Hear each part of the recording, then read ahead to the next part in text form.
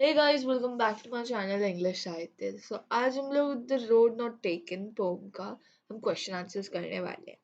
पहले question answer से करने पहले हम कुछ इसके पोइट के बारे में जान लेते हैं। दी रॉबर्ट फ्रोस्ट, तो इन्होंने हमारी ये पोएम लिखी है हमारी। सो रॉबर्ट फ्रोस्ट जो है वो फेमस पोम इन्होंने एक फेमस पोम लिखी द रोड नॉट टेकन, ये काफ़ी फेमस हुई थी। एंड ये डिस्क्राइब करती है स्पीकर के reflections. It describes the speaker's reflection on choices and decisions made in life.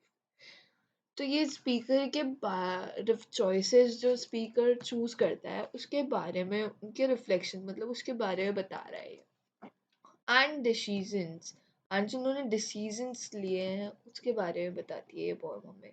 And ये स्टार्ट होती है with the speaker standing at a fork in the road.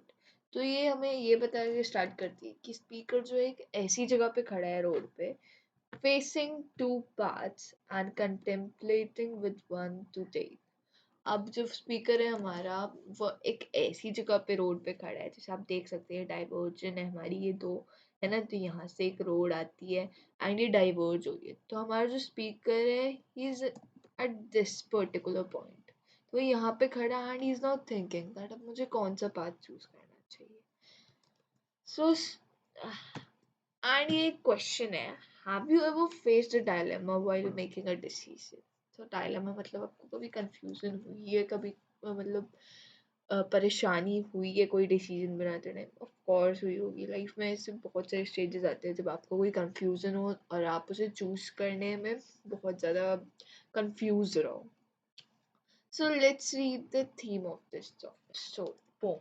So the road not taken deals with the dilemmas that make that man faces in life. तो ये जो हमारा road not taken है, ये हमारे डायलमास के साथ फेस करवाता है डिफिकल्टीज। डायलमा मीन्स डिफिकल्टीज जो मैन अपनी लाइफ में फेस करता है। एक ह्यूमन बीइंग जो अपने लाइफ में जो डिफिकल्टीज फेस करता है उससे उसके बारे में बताती है। Life throws up many alternatives. Life जो है हमारी बहुत सारे चॉइसेस हमें देती है। Man being an individual can not take up all choices. अब एक इंसान सिर्फ एक ही है तो वो सारे चॉइसेस तो यूज नहीं कर सकता एक बार में। And the impact that our choices will make on our lives can also not be foreseen। अब वो बताना चाहता है, और जो आप चॉइस चूज करते हो उसका जो इम्पैक्ट, जो उस पर आपका असर पड़ेगा, वो आप फिर से नहीं बदल सकते हो। Hence our decision is a shot in the dark through our future is dependent on। इसका मतलब है कि हमारा डिसीजन जो है वो जैसे अंधेरे में तीर मारने की तरह है, कि अब आपने जहाँ मार दिया तीर उसी पे आपका फ्यूचर डिपेंडेड है। Holi your future is depended on that. If the choices made by us happens to be an erroneous मतलब not correct, मतलब आपने कभी कोई ऐसा डिसीजन ले लिया जो सही नहीं है, we have to face the consequences as steps once taken cannot be retraced। इसका मतलब है कि आपने जो, मान लो अगर आपने कभी अपना चॉइस गलत ले लिया, नॉट करेक्ट, तो वो आपको उसके कॉन्सिक्वेंसेस मतलब जो उसके इफेक्ट्स आपको आएंगे, तो उसके आपको कॉन्सिक्वेंसेस को फेस करना पड़ेगा। क्योंकि जो एक बार आप स्टेप ले लेते हो वो आप वापस नहीं पीछे हट सकते उससे। Okay, and now comes the rules of message. अब हम देखते हैं हमें इस पोम से मैसेज क्या मिल रहा है। So Robert Frost's poem, The Road Not Taken, seems to hold out the moral that life is a continuous journey, full of divergence every now and then। So ये हमें बताना चाहता है कि जो रॉबर्ट फ्रोस्ट की जो पोम है, ये हमें बताता है, एक मॉरल देता है हमें कि लाइफ जो एक कंटिन्यूस जर्नी है, मतलब चलती रहेगी, उसे रुकना तो है नहीं किसी के लिए, है ना। एंड ये फुल ऑफ डाइवर्जेंस है, मतलब बहुत सारे मोड़ आएंगे आपके लाइफ में हर समय, एवरी नाउ एंड देन। सो इसी के बारे में ही बता रहा है हमें। The important thing is to move on without looking back, whether the choice of path taken was right or wrong। इसने बहुत अच्छी बात कही है कि सबसे इम्पोर्टेंट चीज़ है हमारी लाइफ की कि हमें मूव ऑन करना चाहिए। We should not think. तो हमें ना मूव ऑन कर देना। अगर मान लो आपने गलत ले लिया ऑप्शन या सही ले लिया, अब आप उसे वापस तो चेंज कर नहीं सकते, तो इसलिए अब आप मूव ऑन करो विदाउट लुकिंग बैक, मतलब पीछे देखे बिना, मतलब नॉट लुकिंग बैक दैट अगर मैंने ये डिसीजन लिया होता तो फिर ऐसा होता, ये डिसीजन लिया होता तो ऐसा होता, तो ऐसे सोचने के बजाय अब जो आपने कर लिया उसके बारे में आगे सोचो, whether the choice of path was taken right or wrong। यही बात हुई कि आपको ये नहीं सोचना चाहिए कि मैंने जो पाथ अभी चूज करा ये राइट है या रॉन्ग। दी राइट और the wrong are relative terms. अब जो राइट और रॉन्ग है दोनों एक दूसरे से मिलते जुलते हैं। We can not get everything in life and have to make choices. अब हम हर चीज को तो अपनी जिंदगी में ले नहीं सकते और हमें चॉइसेस लेनी पड़ती है, right. So whatever direction our life takes is determined by the choice made by us. तो जिस भी डायरेक्शन में हमारी लाइफ जाती है वो हमारी चॉइस से हमारा डिटरमाइन होता है, मतलब पता चलता है। Okay, in the journey of life, one can seldom come back to the travel the roads not taken earlier। अब जो जर्नी ऑफ लाइफ है इसमें कोई एक इंसान हो सकता है आ जाए, सेल्डम हो सकता है वो वापस आए एंड उस रोड को ट्रैवल करे जो उसने पहले नहीं की। Okay, now comes the summary. हम समरी देख लेते हैं स्टोरी की, short summary. Okay, so going on his way, the poet comes across a peculiar situation. His path diverges into two roads, and he is in a dilemma regarding which one to take to continue his journey।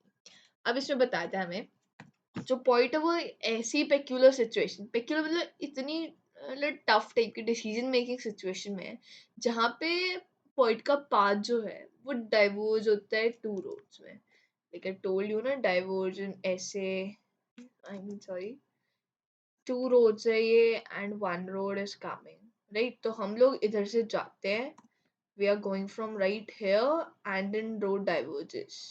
Okay, so this means the diversion and he's in a dilemma regarding which one to take to continue his journey।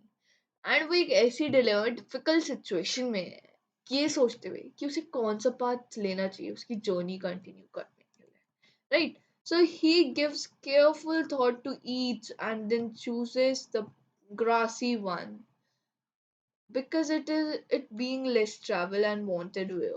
अब जैसे हमने pome में पढ़ा था कि अब वो बहुत ध्यान से दोनों पाथ को सोचता है, मतलब देखता है कि कौन सा पाथ उसे जाना चाहिए एंड फिर लास्ट में वो ऐसा पाथ चूज करता है जो ग्रासी होता है, जिसमें बहुत सारी घास उगी हुई थी।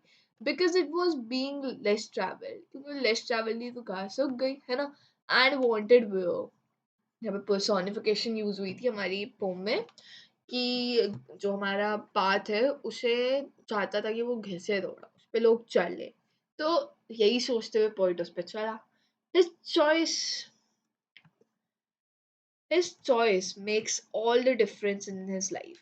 अब जो उसने जो चॉइस चूज करी है ना, जो उसने ये रास्ता चूज करा है, अब इसी ने इसकी पूरी लाइफ में सारा डिफरेंस लाया है। he leaves the other for another time, but since one road leads to another, he realizes he may never be able to come back। अब उसने जो ये दूसरा रास्ता था ये उसने अगली बार के लिए छोड़ दिया कि अगर मैं फिर से आऊंगा तो मैं जरूर जाऊंगा इस पे। बट जो वन रोड है वो, देखो जो जिस रोड पे वो गया तो वो रोड किसी और रोड पे जाएगी, फिर किसी और पे जाएगी, फिर किसी और पे रहेगी। तो ही रियलाइजेस, फिर वो रियलाइज करता है कि हो सकता है मैं कभी ना भी आ पाऊँ, बट अगर आऊंगा तो मैं अगली बार जरूर इस पे जाऊंगा दूसरे रोड पे। That is the irony of life. और यही जो है आयरनी है हमारी लाइफ की। So we can not travel all the available roads no matter how much we may wish to. तो ये बोलना चाहते हैं कि जो मतलब हम लोग सारे पाथ से सारी चीजें हम लोग यूज नहीं कर सकते, एक्सपीरियंस नहीं ले सकते, चाहे जितना भी हमारा मन कर रहा हो, ठीक है। And Boyd feels that the less traveled road he has taken up has altered the course of his life। अब जो उसने लेस ट्रैवल रोड चूज करी है अब वो उसके लाइफ के कोर्स को मतलब चेंज कर रही है, उसका लाइफ चेंज हो रहा है, उसमें क्या डिफरेंसेस आ रहे हैं वो सब बता रहे हैं कि इसमें ना एक्चुअली रोड का मतलब ये है कि उसने कोई चॉइस करी है, इंपॉर्टेंट डिसीजन लिया है जिससे उसकी लाइफ चेंज हो रही है। ओके, रोड चूज करने से कोई लाइफ चेंज नहीं होती, इसमें डिसीजन को बोला जा रहा है। ओके, तो इसमें लाइक अदर वे में हमारा लाइफ के बारे में बताया जा रहा है कि आपको कैसे डिसीजन लेने चाहिए। अगर आप गलत ले लो डिसीजन कुछ नहीं होता है, आपको आगे बढ़ना चाहिए, कभी ना कभी कुछ अच्छा होगा। In the journey of life, one can seldom back to travel the roads not taken earlier. अब जो ये जर्नी ऑफ लाइफ है इसमें एक इंसान जो है उसका अगर मन करे या वो अगर आ सके तो वो जरूर आएगा और दूसरा रोड ले सकता है जो उसने पहले नहीं ली थी. This is what we are talking about. And thus, the poem speaks of one of the basic problem of making the right decision, right choice, the correct decision. So अब इसीलिए पोम जो है वो एक बेसिक प्रॉब्लम को हमारी life की speak करती है कि राइट चॉइस कैसे बनाना है हमें. Okay, so there are alternatives and a man has to decide on only one of the options. अब हमारी लाइफ में बहुत सारे चॉइसेस आते हैं, अल्टरनेटिव मतलब अलग अलग चीजें, एंड जो एक इंसान है उसे डिसाइड करना होगा उनमें से किसी एक ही ऑप्शन को. The two roads here are symbolic of the confusion and tension we face while confronting a problem and making a decision in life. अब जो ये टू रोड्स है ये हमें सिंबॉलिक मतलब सिंबलाइज कर बताता है हमें कि कंफ्यूजन और टेंशन जो हम फेस करते हैं हमारी लाइफ में जब भी हम किसी प्रॉब्लम को कन्फ्रंट कर रहे हो मतलब उसके सामने खड़े हो हम उसे सॉल्व कर रहे हो और जब हम कोई डिसीजन ले रहे हो लाइफ में. Only the future will reveal whether the decision was a mistake. अब जो फ्यूचर है सिर्फ वही रिवील कर सकता है कि हमने क्या जो डिसीजन लिया वो एक मिस्टेक थी या सही डिसीजन था. Once a decision has been made, it cannot be undone. अब आप कोई एक बार डिसीजन ले लो तो आप उसे वापस फिर से स्टार्ट नहीं कर सकते मतलब उसे अंडू नहीं कर सकते. जैसे लैपटॉप में अगर आप कोई पेंटिंग कर रहे हो पेंट पे करी होगी आप लोगों ने तो फिर जब आप कोई लाइन बना देते हो एंड वो गलत बन जाए तो आप अंडू कर सकते हो. And if you want that to be done once more redo. आपके पास ऑप्शन होता है रीडू एंड अंडू करने का बट इन लाइफ ये पॉसिबल नहीं है. Okay, so decisions are like steps once taken as onward to another. तो जो डिसीजंस है वो एक स्टेप की तरह है. जैसे आप एक स्टेप चलते हो तो आप दूसरा स्टेप आगे बढ़ोगे दूसरी जगह पे फिर दूसरी जगह पे. तो डिसीजन भी इसी की तरह है. आपने एक बार कोई डिसीजन लिया तो आप दूसरा डिसीजन लोगे वो वापस वहीं पे नहीं आएगा. Thus they set the course of our life and give it a particular direction. तो इसी से वो हमारा कोर्स ऑफ लाइफ सेट करता है और हमें एक पर्टिकुलर डायरेक्शन देता है लाइफ का. Having reached wherever our decisions or steps take us, we can only look back and ruminate, ponder on the consequences. अब जब हम डिसीजन ले लेते हैं जहाँ having reach wherever our decision मतलब जहाँ पे भी अब हम हमारा डिसीजन हमें पहुंचा देता है या जो स्टेप्स हमने लिए हैं वो हमें जहाँ पे पहुंचा देता है हम सिर्फ वहां से पीछे देख सकते हैं और सोच सकते हैं कॉन्सिक्वेंसेस. अगर हम ये रास्ता चूज करते तो क्या होता ये होता तो ये होता. तो बस हम अब जब हम फाइनल डेस्टिनेशन में पहुंच गए अब हम सिर्फ पीछे देख के सोच सकते हैं. अब हम कुछ नहीं कर सकते हम वापस वहां नहीं जा सकते. We can not go back and start all over again. तो अब हम वापस नहीं जा सकते और हम फिर से कुछ चीज स्टार्ट नहीं कर सकते. Now comes the turn for NCERT questions. अब हम क्वेश्चन सॉल्व करते हैं. Where does the traveler find himself? What problem does he face? अब जो ट्रैवलर है उसने अपने आप को कहाँ कहाँ ढूंढा अपने आप को कहाँ उसने पाया अपने आप को. So traveler finds himself at a place where two roads diverge into two directions. अब जो ट्रैवलर ये क्वेश्चन समझते हैं हम पहले. हाँ, where does the traveller find himself. Traveller ने अपने आप को कहाँ मतलब कहाँ उसने अपने आप को देखा कि कहाँ पे वो है. हमें पोएम में कहाँ बताया कि वो कहाँ है एंड वो क्या प्रॉब्लम फेस करता है. तो जो ट्रैवलर है वो कहाँ था हमारे डाइवर्जन पे राइट. डाइवर्जन जो हमने देखा था एक डाइवर्जन पे वो इस रोड पे आ रहा था this one and then the two roads diverge. तो ऐसे पाथ पे था इधर इधर था वो. So the traveler finds himself at a place where two roads diverge into two directions. He faces a problem of making a choice. अब वो चॉइस चूज करने के लिए प्रॉब्लम थी उसकी कि वो चूज नहीं कर पा रहा था. What problem does he face? उसकी प्रॉब्लम यही थी. Right? He cannot decide which road to take to continue his journey. अब वो डिसाइड नहीं कर पा रहा है कि उसे इधर जाना है कि उधर जाना है. Because it is not possible for him to travel in both directions at the same time. और वो इसीलिए उसके लिए पॉसिबल नहीं था कि वो दोनों डायरेक्शन में सेम टाइम पे जाए. कोई भूत तो है नहीं कि वो दोनों डायरेक्शन एक साथ कर ले. इंसान है एक इंसान है जो एक ही रास्ते में जा सकता है बट उसका मन था दोनों में जाने का, बट स्टिल उसने एक ऐसा रास्ता चूज करा जो लेस ट्रैवल था. Then he got to know that both are same, so उसे कोई प्रॉब्लम नहीं हुई फिर. So discuss what these phrases mean to you. अब हमें डिस्कस करना है कि ये जो नीचे फ्रेजेस दिए हुए ये सारे हमारे, तो इनका मतलब क्या है. Okay, a yellow would. Yellow would हमने जैसे पोम में पढ़ा था, येलो वुड का मतलब था हमारा फॉरेस्ट इन ऑटम सीजन. जो फॉरेस्ट हमारा ऑटम सीजन में हो जाती है, ऑटम सीजन में हमारी जो लीव्स है पेड़ों की, वो येलो हो जाती है, येलोइश हो जाती है, राइट, क्योंकि वो अब गिरने वाली होती है, सो ड्राई हो जाती है, yellowish. So yellow wood refers to that. Yellow woods मतलब forest, right. Next come, it was grassy and wanted wear. हमें पर्सोनिफिकेशन यूज हुआ है, as I told you earlier. So जो ये कन्वे करते हैं, जो रोड जो फुल ऑफ ग्रास थी, and nobody had used it either, और it was used by less people. अब जो इसका मतलब है कि जो रास्ता था वो ग्रासी था, full of grass, full of grass and nobody has used it. या तो उसे किसी ने यूज नहीं करा है आइदर, और it was used by less people, या तो बहुत कम लोगों ने उसे यूज करा है. यही दो पॉसिबल थिंग्स है. द पासिंग देयर का मतलब है the use of the road by people passing through the forest. इसका मतलब है जो रोड लोग यूज कर रहे थे, पासिंग देयर मतलब वहां से जाना, वहां से पास होना, है ना. तो ये बता रहे हैं the use of road by people. जो जो रोड थी वो जो पीपल ने पास करी थी, जिस रोड से लोग जा रहे थे थ्रू द फॉरेस्ट, उसे कह रहे हैं the passing there. The leaves no step had trodden black. The leaves had not become black because no one has walked on them. इसका मतलब है जो leaves जो trodden black नहीं हुए, जो black नहीं हुई, जैसे हम किसी पे चढ़ जाते हैं तो लाइक वो crumbled crushed हो जाता है, राइट. तो वैसे कोई leaves नहीं था जो black हो गया हो, लाइक ड्राई हो गया एकदम खराब हो गया, ऐसा कोई लीव नहीं था वहां पे. तो ये बताना चाहते हैं कि कोई लीव हमारा ब्लैक नहीं होता क्योंकि उस पर कोई चला नहीं था, कोई निशान नहीं था उस पर. Next comes how way leads on to way. So इसका मतलब है जैसे कौन कैसे कोई रास्ता, एक road symbolic of choice, choice का सिंबलाइज कर रहा है ये, कि एक चॉइस जो है हमारी कैसे दूसरी चॉइस पे हमें लेकर जाती है. So next comes the, is there any difference between the two roads as the poet describes them in stanza 2 and 3 in the last two lines of the poem. तो हमें दो चीजें दी हुई है, मतलब इसमें से हमें डिसाइड मतलब बताना है हमें कि स्टैंडर्ड 2 और 3 में हो क्या रहा था, ठीक है. पोएट हमारा कैसे डिस्क्राइब करता है उन दो पार्ट्स को, है ना.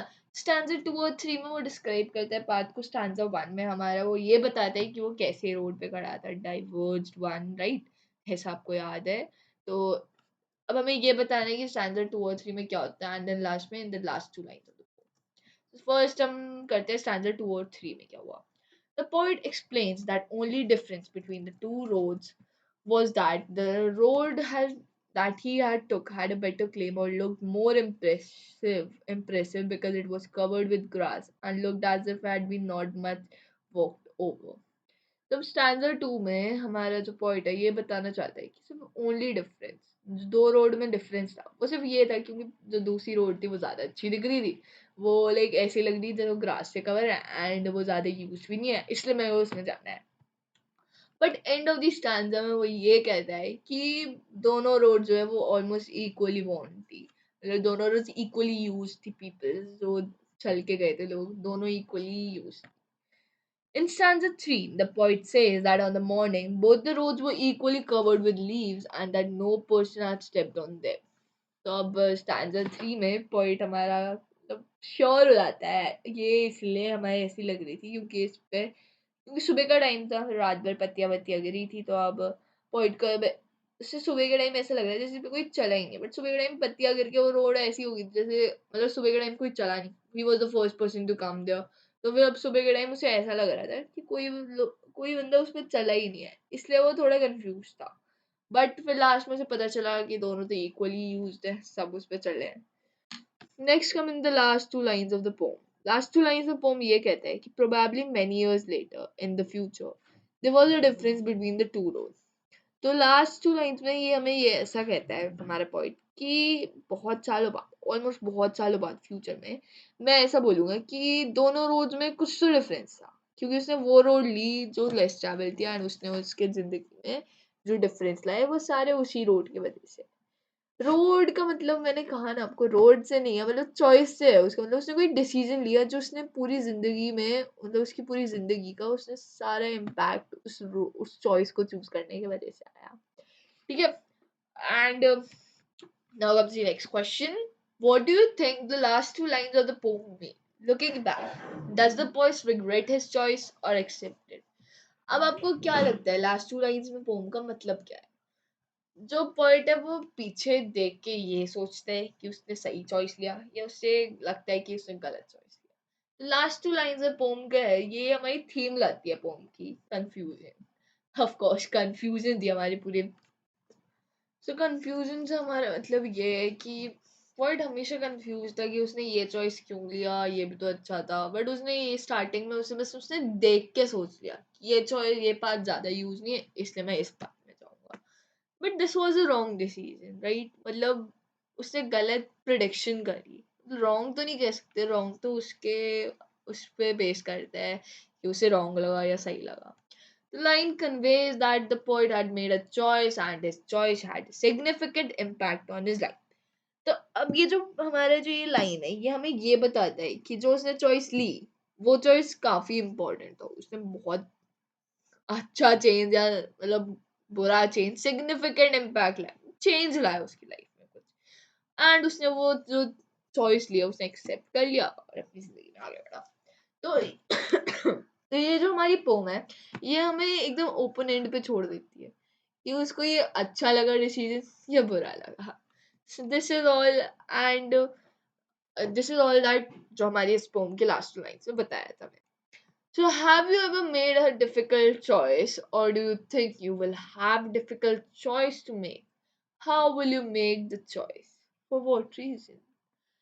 So, अब तक तो आपको कोई ऐसा difficult choice आया नहीं होगा, right? अभी तो छोटे हम लोग, अभी क्या ही डिसीजन आएगा। सो आपको अगर लगता है कि आपको बड़े होकर कोई चॉइस लेने को मिलेगा तो कैसे मिला उस चॉइस को लोगे, क्या रीजन रहेगा? तो मैंने अपने हिसाब से एक चॉइस, एक मतलब आंसर लिखा है। तो आंसर आपके लिए मतलब अपने हिसाब से लिखा है, no, till now I have never been in a situation in which I had to make a difficult choice. Perhaps I'm still too young to make an independent choice. अभी तो आपके मम्मी पापा ही आपके सारे choices लेते हैं, right? Yes, I think soon I will have difficult choice to make after completing my general education. I will have to choose a profession. I will have many options before me. That will be difficult to make a choice between them. However, I will make my choice according to my capabilities and strong points at that time. I will choose a path that gives my satisfaction and mental peace. I will not just join the rat race for money. During such situation, I'll weigh the pros and cons of all the choices before making a decision. I may even consult my elders for my decisions as I know that my choice will have a huge impact on my life. तो मैंने ये एकदम idol version में लिखा है, जो idol होगा मतलब जो एकदम ड्रीम होता है, ऐसे सिचुएशन में हमें ऐसे चॉइस लेना चाहिए, वैसे लिखा है। Now let me explain. तो ये मैं बोल रही हूँ कि नहीं, अब तक तो मेरे को ऐसा कोई चॉइस मिला नहीं है कि कोई मेरे को सोचना पड़े बहुत ज़्यादा। मैं ऐसी सिचुएशन में आज तक अब तक पड़ी नहीं हूँ कि जिसमें मेरे को डिफिकल्ट चॉइस बनाने पड़े। बट क्योंकि मैं अभी बड़ी बहुत यंग हूँ, है ना, तो मुझे एक इंडिपेंडेंट चॉइस बनाने के लिए काफ़ी यंग हूँ मैं। बट हो सकता है बाद में मेरे को डिफिकल्ट चॉइस बनानी पड़े जब मैं अपनी जनरल एजुकेशन 12th तक कंप्लीट कर ली या 10th तक ही सोच लो, आपको 10th के बाद स्ट्रीम चूज करनी होगी तब भी तो आपको चॉइस करनी होगी, वो भी तो थोड़ा डिफिकल्ट होगा, है ना? 10th को सही रखते हैं, जब हमारी 12th तक हो जाएगी, हमारा कॉलेज कंप्लीट हो जाए, जनरल एजुकेशन कंप्लीट, तो हमें प्रोफेशन चूज करने में डिफिकल्टी होगी। मेरे पास बहुत सारे ऑप्शंस आएंगे सामने, बट वो मेरे लिए डिफिकल्ट होगा चूज करने में। बट स्टिल मैं अपने कैपेबिलिटीज एंड स्ट्रॉन्ग पॉइंट्स, जो मेरे स्ट्रॉन्ग पॉइंट्स और कैपेबिलिटीज है जो मैं कर सकती हूँ, उसके हिसाब से मैं चॉइस करूंगी। I will choose a path that gives my satisfaction and mental peace. मैं एक ऐसा पाथ चूज करूंगी जो मुझे सेटिस्फैक्शन दे, अंदर से मेरे को शांति मिले, मेंटल पीस। एंड मैं सिर्फ एक रैट रेस जो कि दौड़ नहीं ज्वाइन करना चाहूंगी सिर्फ पैसों का। पैसों के पीछे ही भागना नहीं है मेरे को। सुबह आई, सुबह उठी, खाना खाया, ऑफिस, घर वापस, खाना खाया और सो गए। ऐसी रैट रेस नहीं चाहिए जिसमें मनी कमाना है। तो ऐसी सिचुएशन में I will weigh the pros and cons, मतलब वे करूंगी मैं, मतलब प्रोज जो मतलब मुझे फायदे होंगे और नुकसान होंगे, मैं उन सबको लाइक मतलब सामने रख के अपने मतलब सोच के कि मेरे को ज्यादा फायदा होगा या ज्यादा नुकसान होगा, तो वो सबको मैं अपने चॉइसेस में, सारे चॉइसेस में ये सब सोच के मैं डिसीजन, मैं अपने एल्डर्स से भी डिसीजन के लिए हेल्प करूंगी, मतलब लेने के लिए हेल्प करूंगी कि देखो, क्योंकि एल्डर्स के पास होता है experience and I need them, तो अब वो मेरी हेल्प कर सकते हैं, क्योंकि मेरे को पता है ये जो चॉइस मैं भी लूंगी तो ये मेरा बहुत बड़ा इम्पैक्ट ला सकती है मेरी लाइफ में, राइट। तो इसलिए अगर आप अभी पढ़ोगे तो आप बड़े होकर अच्छी जॉब दोगे एंड वो आपकी लाइफ में हेल्पफुल रहेगा, right? So, after you made a choice, do you always think about what might have been, or do you accept the reality? जब आप चॉइस कर लेते हो, राइट, मान लो आपने चॉकलेट्स के बीच में चॉइस करी, like KitKat and dairy milk, right. एक जस्ट एग्जांपल है। तो अब आपको उनमें से सिर्फ एक ही चूज करनी है, राइट। तो अब आप थोड़ा तो कंफ्यूज हो, किटकैट भी अच्छी है एंड डेयरी मिल्क भी अच्छी है, राइट। तो अब आपको कुछ ना कुछ तो सोचना पड़ेगा कि अब मैं ये लूंगी या ये लूंगी। एंड मान लो आपने किटकैट चूज करी एंड डेयरी मिल्क थी आपकी बड़ी वाली, राइट, सिल्क वाली, इमेजिन, है ना। तो नाउ अब आपने जब आप किटकैट चूज कर ली, तो अब आप सोचोगे ना थोड़ा बहुत तो कि ये काश मैंने डेयरी मिल्क चूज करी होती, डेयरी मिल्क अच्छी थी। अगर आप डेयरी मिल्क चूज कर ले तो किटकैट के बारे में सोचते, हाँ हो सकता था या किटकैट भी अच्छी थी। तो या तो आप ये करते होगे, या तो ठीक है चलो ले ली मैंने KitKat, okay not a big deal, है ना, कि ये भी होता है, दो कंडीशंस होती है। तो आंसर मैंने एक आइडियल वर्जन में लिखा है जो सबका वही होता है। After I have made a choice I would accept the reality. जब मैं चॉइस कर लेती हूँ तो मैं रियलिटी को एक्सेप्ट कर लेती हूँ। Taking a decision sometimes makes a future, ये चॉकलेट वाले केस में फ्यूचर नहीं बनाएगा, ठीक है, कुछ अलग एग्जांपल्स हो सकते हैं इसके लिए।